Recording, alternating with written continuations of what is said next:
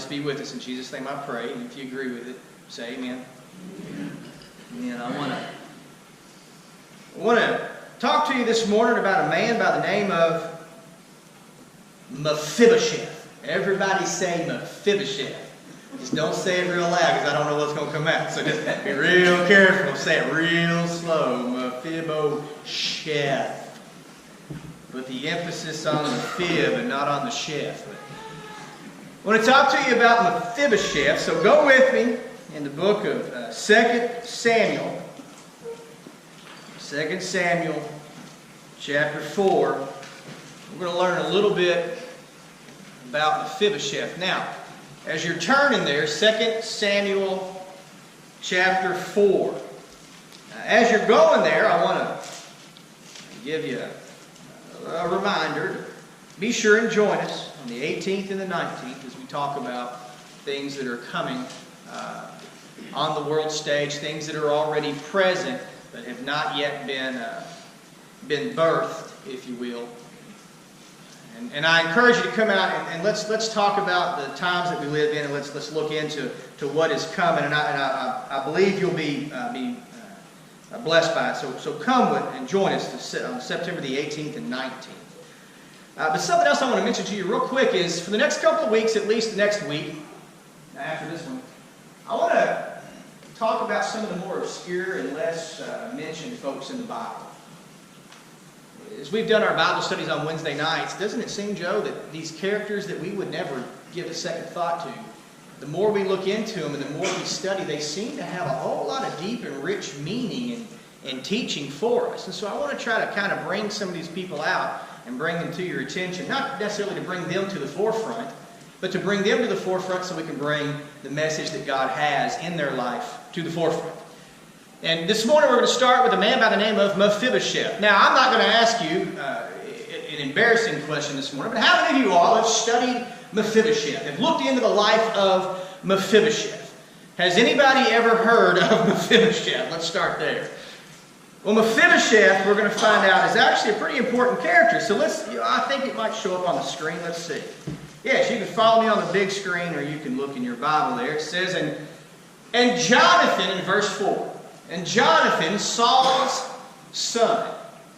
Jonathan had a son that was lame of his feet, or in both of his feet. He was 5 years old, just a little 5-year-old boy, when the tidings came of his grandfather and his father out of Jezreel, meaning that they had been killed. So Mephibosheth is 5, and he loses his father and his grandfather simultaneously. And his nurse took him up and fled. Why? Because if the king has been killed, and the king's son and other sons have been killed, chances are the enemy's going to come looking for the whole household. So the nurse picks this young boy up, runs off with him, and as she makes haste to flee, he fell, and he became lame. And his name was Mephibosheth. I want to give you a little background. See, this is how it works. When you read the story, you don't just stop there. You've got to look into the story and all the details that go with it. That's how you start to mine the truth out of the Bible. There are a couple of characters mentioned in this story, actually 4. We're going to look at the first 2 being Saul and Jonathan. Now, Saul was an evil, wicked, idolatrous, vile man. And he's known as the first king of Israel. Remember, we've talked about this before. God didn't want Israel to have a king because that's the way that the world did things. But Israel wanted to be like the world, so they wanted a king. And they continue to cry out and say, give us a king. We want a king like the Philistines have. We want a king like the Phoenicians above us have. We want a king like the kings of the Mesopotamian region. We want to be a powerful people on the world stage. And in order to do that, we've got to be just like the world and do things exactly like they do them. They wanted things that would appeal to their flesh, their carnality. So, God says to his priest Samuel, he says, go and anoint Saul, the son of Kish, as the first king over Israel. And Samuel says, no, Lord, I'm not doing that. You don't want us to have a king like the rest of the world. And he says, I understand, Samuel. But the people want it. Give them what they want. Give them what they want. And they'll soon find that what they wanted was not what they thought they were going to get. And it certainly isn't what they want once they get it. Let them have it. So he anoints this evil man to be the king over them. And Saul takes the nation of Israel in great sin. He does some awful, terrible things in his life. And he ends up losing his life on the battlefield. And not only does he lose his life, but so does his son Jonathan. Now, Jonathan stood in direct conflict to his father. Jonathan was the exact opposite of who his dad was. Jonathan loved the Lord. He did. Jonathan honored and respected the sacrifice. Jonathan wanted to see the fulfillment of the will of the Lord above anything else in this world. That's all he wanted, was to be a part of bringing about the coming of the Messiah. Now, there's another character that factors in here who's not mentioned, his name being David. And the way that David factors into this is, you can see the character of Jonathan and Saul in the way that they both respond to David. The Bible tells us that Saul hated David and wanted to kill him. And tried to kill him on several occasions and could not. Jonathan, on the other hand, loved David. So much so that Jonathan was willing to take off his robes that made him the king's son and lay them at the feet of David, to give David his own sword, saying, I believe in you. You're bone of my bone, flesh of my flesh. We're not kin directly, but I look at you as my very own brother. Saul and David, conflict. Jonathan and David, companions. So much so that Jonathan actually rescues David from his father Saul by telling David, my father intends to kill you. And he launches the arrows out into the field. And David understands, because they had already predetermined how that Jonathan would warn David if Saul intended to kill him. It was, if I shoot the arrows so far, you'll know. So you have a wicked man with a godly son. And that godly son has a child. Absolutely nothing wrong with him. Up until his 5th year. Normal kid. Normal life. Everything was good. His grandfather was king. His father was the prince. Everything was wonderful. Until he turned 5. And everything changes. And at 5 years old, his world, quite literally, came crashing down. And the son of the king is now a lame man, unable to care for himself,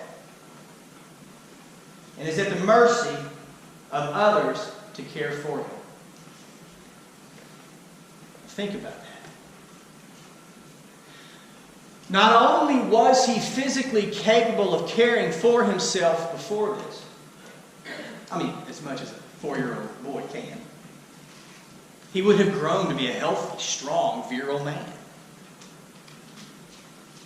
But because of the actions of his grandfather, think about it. Because of the wickedness of Saul, and Saul being killed in battle, not only is Saul killed, but so is Jonathan. This young man, Mephibosheth, oh my goodness, can you see Oh, can you see the sorrow that comes on him? He loses his grandpa, who's a wicked man, and he loses his father, who is a good man. Not only does he suffer the loss of those two men in his life, but now he has no one to see to him, no one to care for him, no one to provide for him. He's lost it all. Everything. And to make matters worse, now he's crippled. He can't even walk. I want to ask you a question. Does that not kind of sound like you? Me? Look, I wasn't there in the garden. Okay. Joe Carroll, I don't think you and I or any of these other people were there. We didn't do what Adam and Eve did, but we suffered from it. But I can assure you, had Todd Woodyard been in the garden, had Cameron McAnally been in the garden, he'd have done just what happened. Because it's in our human nature to have a propensity to sin, but no fault of his own, Mephibosheth is now a beggar, a poor man, no home, no family. There's some surviving brothers, but do you think they're going to care for this crippled boy?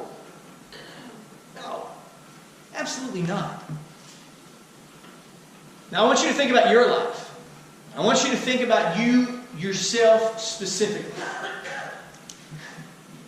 Anybody in your family made some mistakes? Has anybody in your family ever messed things up? Maybe it was your father. Maybe it was your mother. Maybe you had a brother who really messed things up in your family. Maybe you had a sister who just seemed to perpetually make the wrong decisions. And because of that, it required mom and dad to direct more attention to them and away from you, and you got shorted. No fault of your own. Or maybe you had a mother or a father who was an alcoholic or was abusive, or maybe you had a mother or father who mismanaged money and you had to suffer the consequences of it. But I don't know what your situation is, and I don't know what you've gone through. I can only speak for myself, and I'm not going to do that here this morning, because I think we all can agree that at some point and in some way in our life, we've all suffered wrongs at the hands of our family that we didn't necessarily deserve, and we certainly didn't cause, but we are the ones who are paying for it. That is Mephibosheth. That's Mephibosheth. To sum Mephibosheth up, I think we could say he is a broken man. Broken both financially, broken emotionally, and broken physically, yes? And as a result of all of that, you think it would be safe to assume that he was broken spiritually as well? Do you know why it's so difficult for the young people of today to come into church and hear the message of the gospel and understand it? It's because they've never known the love of a father. It's because they've never known the love of a mother. They've never known the union of a husband and wife that stay together through thick and thin and love one another no matter what goes on and what happens. They don't get to witness that. And so when you talk to them about love, they don't know what love is. They think love is a physical act. They think that love is something that is temporary until you don't love them anymore, right? I love you. You fail. I don't love you anymore. Look at this boy. Look at him. This little boy. Who's going to love him? Who's going to care for him? Who wants to take into their home a broken individual? Do you have any idea the required work and labor that it would take to care for a boy like Mephibosheth? I don't know what happened to his feet. I don't know. I do know that later on we're going to have a reference to Mephibosheth where he's going to make the statement that until David came back home from being ran out of Israel at the hand of his wicked son Absalom, who mounted a rebellion against David, Mephibosheth makes the statement that he did not clean himself, to take a bath. He didn't take care of his hair, and he didn't dress his feet. Now, that could simply mean he didn't go out back with a brick and file that funk off the bottom of his foot. You know what I'm talking about? He didn't cut his toenails. That could be what that means. And I'm inclined to believe that's what it is. It could also mean that there was something wrong with his feet, that he had to dress with bandages. All that aside, he cannot walk. Mephibosheth has to go to the bathroom. Now, who's going to carry him? Or who's going to change the pot? Right? Mephibosheth is hungry. Someone's got to carry the food to him or carry him to the food. Right? He can't get there on his own. Mephibosheth just wants a drink of water. He's at the mercy of Robert to bring it to him. Mephibosheth doesn't just go, I think I'll go for a walk. I think I'll go out in the garden. Because you're going to have to carry me out there. And have you ever needed help before, Joe? How about you, Trish? You ever needed help? You want to know what the hardest thing for a man to do is? Put the toilet seat down. I'm just kidding. The second hardest thing is to ask for help. To ask for help. I'm a man. I should be able to handle this on my own. Welcome to the world of Mephibosheth. He can't go to the kitchen without someone carrying him there. There's an old song that I'm sure some of you will remember. I thought about it this week when I was looking into what to talk about. You remember the song that says, I can't even walk without you holding my hand. You familiar with that? I'm looking out here and generationally I can see you have no clue what I'm talking about, Robert, but some of you will. I can't even walk without you holding my hand. Right? Is that not you and me? I can't do anything without the Lord, Todd. In Him I live. In Him I breathe. In Him I have my being. When I am hurting, I need the Lord. When I am not hurting, I need the Lord. When I am hungry, I need the Lord to feed me. When I am hurting, I need the Lord to help me. I need the Lord in the good and in the bad. And I'll never understand why, but He does. He comes and meets my needs. And I don't know if we understand that. Here, I want to help you. I went to the doctor a couple months ago, I guess it was. And I wasn't sick, I was just going there for a checkup on something. And you ever had moments? You're just going through your normal daily routine. And you know that the Lord has set something up to make you hear or see something. You know the Lord was in there. Have you ever had that? You're just going to the store and you recognize there's a need in someone's life and maybe you act on it and you say, man, the Lord did that. He orchestrated that. Well, I'm sitting there minding my own business. Not a thought in my mind about anything. Just relaxing and playing Panda Pop. And I hear a couple come in through the door, going up to the counter. A woman and a young boy. I could tell it was a young boy. I could see she had her hand behind her. I didn't see the boy. I didn't see the woman. I just, out of the corner of my eye, noticed something. I'm none of my business. I'm just doing my thing. Hear the woman saying that she had come to pick up something, some type of a file or something from the doctor's office for somebody. And I hear this little voice. And it's a very, very, very hard to understand little voice. A little cracked voice, mumbles. I figured, well, it's just a very young child. 2 or 3 year old. That's what it sounded like. You know, couldn't hear anything. Make out any words. I said, well, that's just a little baby trying to talk. No, I wouldn't. I don't know the little boy's name. I'm just going to call him Little Man. Is that okay? Little Man comes in with Mama, or what I thought was Mama, until I recognized that Little Man and Mama, they're not the same race. Two different colors. Mama has a hold of the little man's hand. If it hadn't been for the color difference, you'd never ever even have a thought about whether or not this was her child. Just looked like a mama with her boy. Only little man wasn't 2 or 3. Little man was about 6 or 7. Poor little thing walked like this. Could not hardly move. Very short steps. Couldn't speak. And his arms were drawn up. You've never known it looking at Mama. Mama had his hand. She was talking to him just like she could understand everything he could say. When the little man walked into the room, I thought I was going to lose it. He walks in just like any little boy would want to do. He sees toys, he wants to play with them. So he hobbles over as fast as he can and just falls face forward onto his elbow to catch himself so he can get down and play with the toys. And just playing away. And he starts talking to Mama, and I can't make out anything the little boy's saying. And she'll say, "What was that, honey?" And she's working on paperwork while she's talking to him. "What was that, honey?" He'd say it again. "What was that?" He'd say it again. "What was that?" No frustration in her voice at all. She took her time with him. Eventually she'd figure out what he was wanting. And she'd answer him.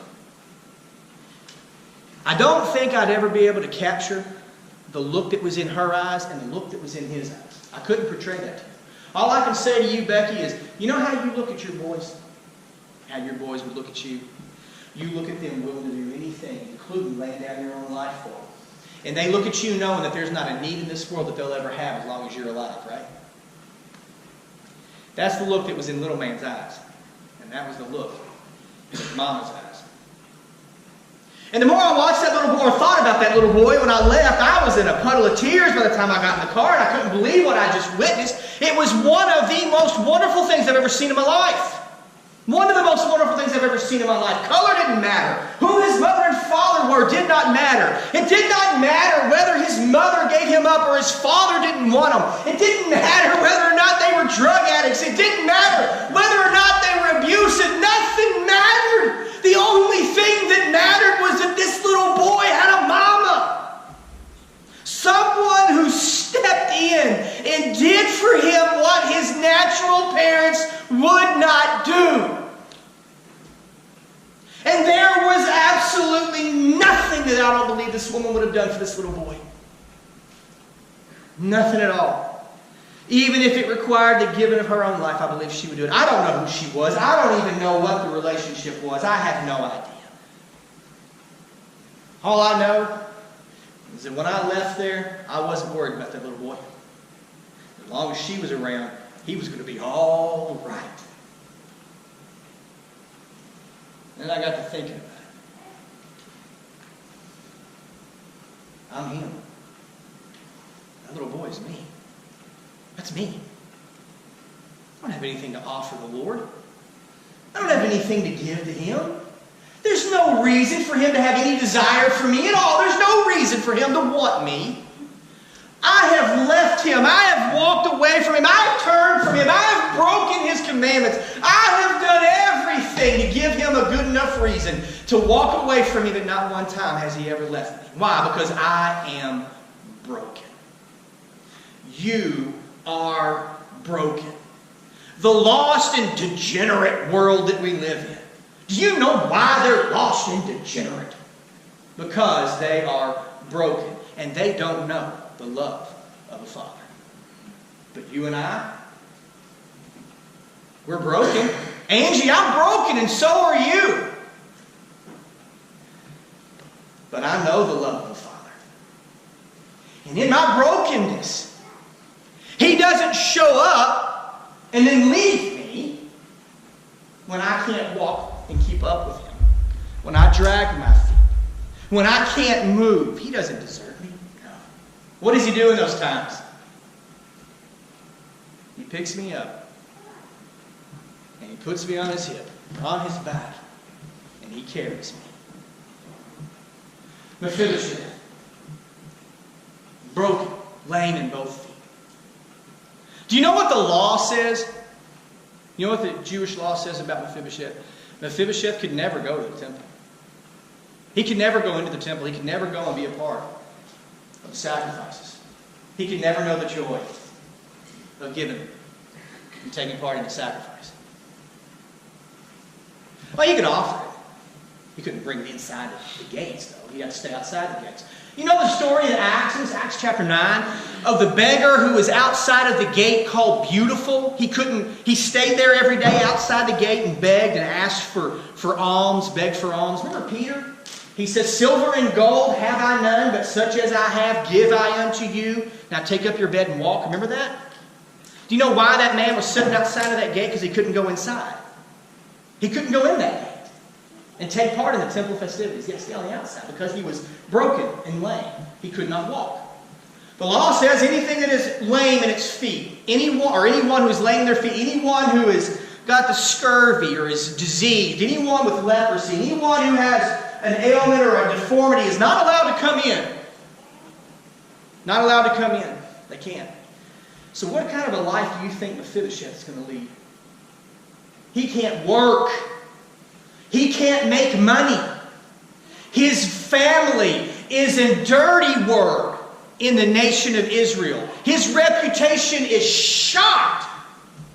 What's he going to do? What will he do? 2 Samuel, a couple chapters later, I think actually chapter 9, David's going to wake up one morning and he's going to go to his advisors and he's going to ask a question. He's going to say, is there anyone left alive? The house of Jonathan, I might show kindness unto them. And they say, well, David, as a matter of fact, there is. He had a son that's still alive. His name is Mephibosheth. And David says, bring him to me. And Mephibosheth comes before David. Literally, they had to bring him before him. And when he comes before David, David says this to Mephibosheth. He says, no longer will you beg for scraps left over at the table of others, but you will sit right beside me at my table as one of my sons. And Mephibosheth says, oh, David, this is too great for me. How could you? No. And David says, no, Mephibosheth, you now are the son of David. It was the son of David that gave him the title and the right to go anywhere and do anything in the kingdom. Everything was at his disposal. Every need would now be met by a man who showed kindness to the father of Mephibosheth, because the father of Mephibosheth had shown kindness unto David. Now I want you to think about this. It would be just like that for us. David being a picture of God. Jonathan, the brother or the friend of David, would appear as Jesus. And it would be the death of Jesus that would grant us access to the Father. And just as the death of Jonathan eventually brought Mephibosheth into the presence of David, so did the death of Jesus bring us into the presence of the Father. We couldn't come to the Father before because we were broken. There was no one to care for us, no one to love us. But the Father, in His great love for us, sent His only Son to die for us in order that our brokenness might be healed. And today, as sons of God, we come and daughters of God, we come and we go in the presence of the Father anytime we want, because of not our own ability, because I'm just a broken, lame man who can't do anything for himself. But because of what Jesus did, because of what Jonathan did, Mephibosheth was able to experience the goodness of David. The Bible tells us that some years pass. David is restored to Jonathan everything that belonged to Saul. So now Mephibosheth is wealthy. He owns land. He has a name and a reputation, and he has a little bit of, I guess you'd say a little bit of pride in himself. Absalom launches a revolt against David, and when he does, David leaves Jerusalem. Mephibosheth stays behind in the house of David. And the whole time that David's gone, Mephibosheth is praying and fasting and looking forward to the day when David comes back. And when David does make his way back, he's met by a man named, or as David is leaving, he's met by a man named Ziba, who's in charge of all of affairs of Mephibosheth. And Ziba lies to David and tells him that Mephibosheth didn't want to come. That Mephibosheth was staying behind and siding up with Absalom. So David has lost his son Absalom, and now he thinks he's lost his son Mephibosheth. So David goes for a time outside of Jerusalem, and he comes back into Jerusalem not long after at the death of Absalom. And when he does, he sees Mephibosheth. And he says, "Why did you turn on me, Mephibosheth? Why did you turn on me?" Mephibosheth, who told you that? Who told you I turned on you? He says, "David." Or maybe even, "My father. Why would I do that? You have shown me great kindness. Why would I turn my back on you?" And Mephibosheth makes it clear to David, "The whole time you were gone, I didn't even take care of myself. Look at my beard. Look at my hair. Look at my feet. Does it look like I've been siding with Absalom?" "No, David." He says, "My servant Ziba has lied to you." And David says, what business is it of mine what you do with your servant?" He said, "If your servant wants land and you don't want him to have it, you all work that out." And Mephibosheth says something that I hope we all could say. He says to David, let Ziba the servant have all of my land. Let him have all of my wealth. Let him have it all. I've got all I need. You came home, David. I don't want your money. You feeling me? I don't want your wealth. I don't want your power. I don't want your authority. All I want is you. That's it. Well, what about you this morning?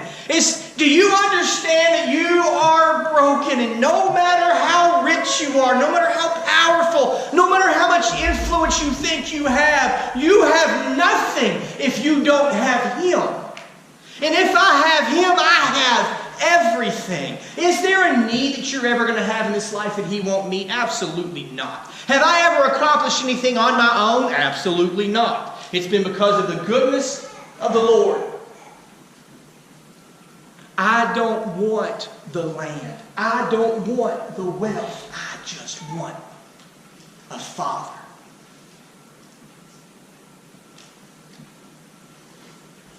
The one thing that I desperately want is the one thing I could never have. Because I'll never be good enough to please Him. And the one thing I could not have is the one thing He sent His Son to come and get me. At the death of Jesus Christ, you and I became sons and daughters of God through faith. Yes, sir. By faith I am now a son of God. And though I do not yet see in this present broken body of mine how that could be, and I can't understand and comprehend the things that God has waiting on me, that doesn't change the fact that it's a done deal. And I have heard the words that I long to hear, and that was, "Come on home. Come on home." But God, I'm not going to get it all right. I know, come on home. But I'm going to mess things up, and I'm going to ruin your reputation. Come on home. But I might say something that I shouldn't say, and it might cause you irreparable harm. Just come on home. But I can't get there. I'll come get you. Yo, don't do that. Oh, don't add insult to injury. Johnny, you ever picked up that little one? Picked up that little baby girl? Held her in your arms, carried her into the kitchen and set her down and fed her. Oh, what greater joy can there be to the heart of a father? Imagine the heart of a grandfather. Well, what greater joy could the Lord ever find than picking up Todd Woodyard or Kevin Anderson or Foster Smith, putting them in His arms, and carrying them and providing for them and meeting their needs? Well, I'm David. I relate to David in the Bible. Oh, I relate to Paul the Apostle. That's what my life is like. I relate to Peter. You know who I relate to? Mephibosheth. That's who I relate to. I'm broken. I'm broken. He's not. In spite of my brokenness, in spite of your brokenness, He loves you this morning. So keep that in mind when you go out into the world that you live in. and you have a thought of maybe looking down on someone else because they're a drug addict, or looking down on someone else because they're stuck in the demon possession of homosexuality, or maybe they're caught up in alcoholism, or whatever it might be, remember that. Remember that. The only difference between you and them is you have come to know the Father. And the love of the Father is what has changed you. Not your ability to perform, but rather your knowledge that the Lord is with you. And His power is present. So keep that in mind. With that in mind, let's go and reach the world we live in. Would you stand with me this morning?